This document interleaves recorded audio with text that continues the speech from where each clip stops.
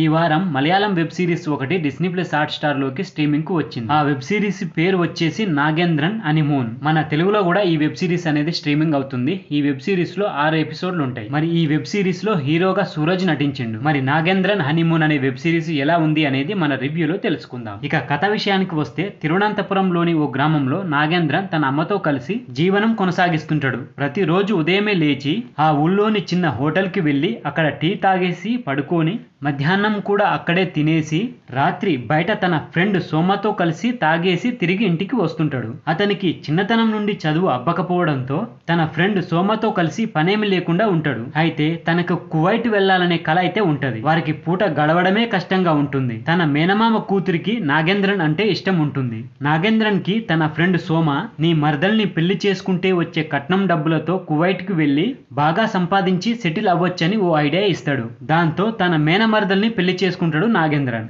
ఆ తర్వాత రోజే అతనికి తెలిసేదేమిటంటే తను ₹1 కూడా కట్నం తీసుకురాకుండా వచ్చిందని. ఇక ఇదే విషయాన్ని తన ఫ్రెండ్ సోమాకి చెప్పగా బాధపడకని ఓదార్చి కొన్ని రోజులకు మరో సంబంధం తీసుకొస్తాడు. ఫ్రెండ్ సలహా మేరకు నాగేంద్రన్ ఇంకో పెళ్లి చేసుకున్నాడా? రెండో పెళ్లి చేసుకున్నాక మరికొన్ని పెళ్లిళ్లు ఎందుకు చేసుకోవాల్సి వచ్చింది?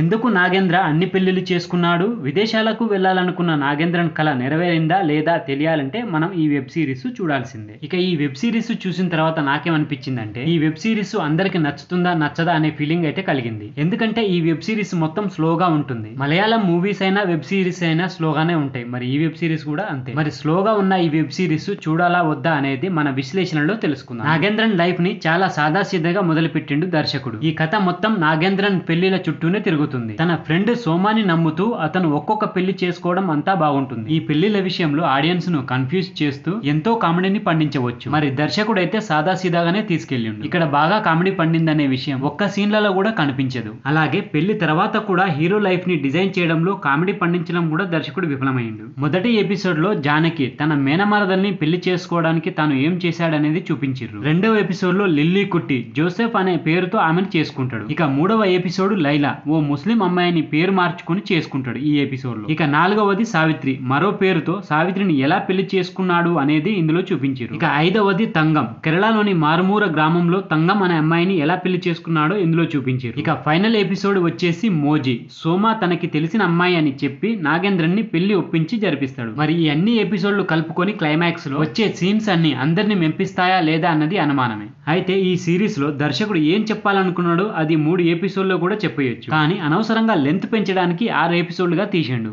కథ సింపుల్. విదేశాలకు వెళ్లాలనుకున్న నాగేంద్రన్ కి లైఫ్ లో అనుకోకుండా జరిగిన పెళ్లిళ్లు జరిగిన తర్వాత ఏం జరిగింది అనేది చూపించిండు. కథ బాగున్నప్పటికీ లాగ్ అండ్ లెంతీ సీన్లు చాలానే ఉన్నాయి. ఇంకాస్త అక్కడక్కడ ఎడిటింగ్ చేస్తే బోర్ కొట్టకుండా ఉండేది. ఇందులో నటించిన ప్రతి ఒక్కరూ వారి పాత్రల పరిధి మేరకు నటించారు. ఇక ఫైనల్ గా చెప్పేది ఏమిటంటే స్లోగా సాగే కథనం ఇబ్బందిగా ఉన్నప్పటికీ ఒకసారి అయితే ట్రై చేయవచ్చు. సో ఫ్రెండ్స్, ఇది నాగేంద్రన్ హనీమూన్ వెబ్ సిరీస్ కు సంబంధించిన రివ్యూ.